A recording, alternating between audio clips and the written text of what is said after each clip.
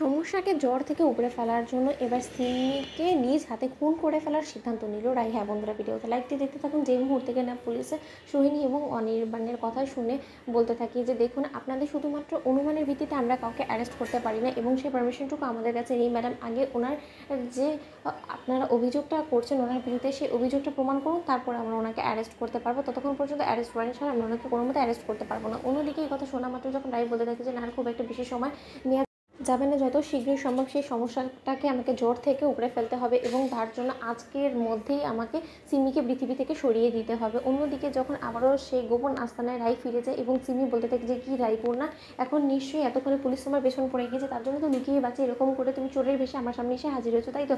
অনির্বাণ এবং সোহিনী আন্টি ওনারা অন্তত আমাকে খুব ভালো করে জানে এবং ওনারা খুব ভালো করে জানে যে আমি ওনাদেরকে না ইনফর্ম করে কোনো মতে হঠাৎ করে গুম হয়ে যাব না এবং এর জন্যই ওনারা হয়তো বা আমাকে তন্ন তন্ন করে খোঁজ করছে এবং সর্বপ্রথম যদি কারোর উপর ওনাদের সন্দেহ এসে থাকে না, সেটা আমি খুব ভালো করে জানি যে সেটা তোমার উপরেই হবে এবং তার জন্য হয়তো বা পুলিশ তোমার পেছনে উঠে পড়ে লেগেছে। এবার তুমি কি করবে রায়পূর্ণা, বলো তো? আমাকে মারতে গিয়ে তো তুমি রীতিমতো নিজে বিপদে পড়ে গিয়েছো। তুমি এই জীবনে বাইরে আর খোলামেলা ভাবে কী করে বা বাঁচবে বলো তো? তোমাকে তো হাতবাস অবশ্যই করতে হবে এবং আমি যদি একবার এখান থেকে সুস্থ সবল হয়ে ফিরতে পারি তাহলে যে তোমার কী অবস্থা করবো সেটা তুমি ভাবতেও পারছো না।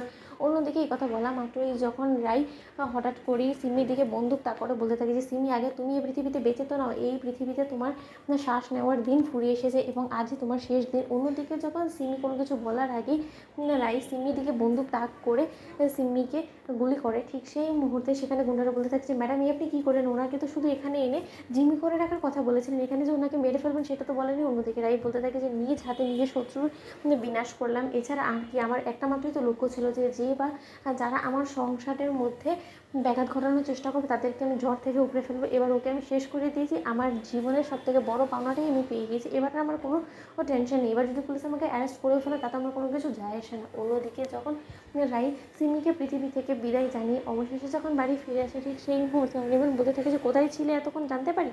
অন্যদিকে এই কথা বলা মাত্র রাই বলতে থাকে যে সেই কৈফিয়ত আমি তোমাকে দিতে বাধ্য নেই, সেটা তুমি শোনো নি। ঠিক সেই মুহূর্তে রাইয়ের দিকে বন্দুক তাক করে অনির্বাণ বলতে থাকে যে তুমি কি মনে করছো যে আমি কোনো কিছু জানি না? আমি তোমার পেছন পেছন গিয়েছিলাম এবং সেখানে যে তুমি কী কী করেছো সেই সব কিছু আমার ফোনে রেকর্ড আছে এবং তার জন্য তোমার যে কী পরিমাণে শাস্তি হতে পারে সেটা তুমি কল্পনাও করতে পারছো না রায়পূর্ণা। কিন্তু এই যাত্রায় তুমি একজন মানুষকে খুন করার দায়ে এত সহজে পার পাবে না, তোমাকে তার শাস্তি অবশ্যই ভোগ করতে হবে, কিন্তু তার আগে তুমি আমার কাছে সকল স্বীকারোক্তিমূলক জবানবন্দি দিবে। অন্যদিকে যখন সোহিনী বলতে থাকে যে তার মানে অনি কী করেছে কি ও সিমির সঙ্গে, বল না। ঠিক সেই মুহূর্তে অনির্বাণ বলতে থাকে যে মা ও নিজ হাতে সিমির দিকে বন্দুক তাক করে সিমিকে গুলি করে মেরে ফেলেছে এবং আমি সেটা স্বয়ং সাক্ষী থেকে দেখেছি। এবার কী করবে তুমি? কী করে নিজের অভিযোগটা মাথা থেকে সরাবে বলো তো রাই? তো বন্ধুরা লাইক এবং শেয়ার করে সাবস্ক্রাইব করতে ভুলো না।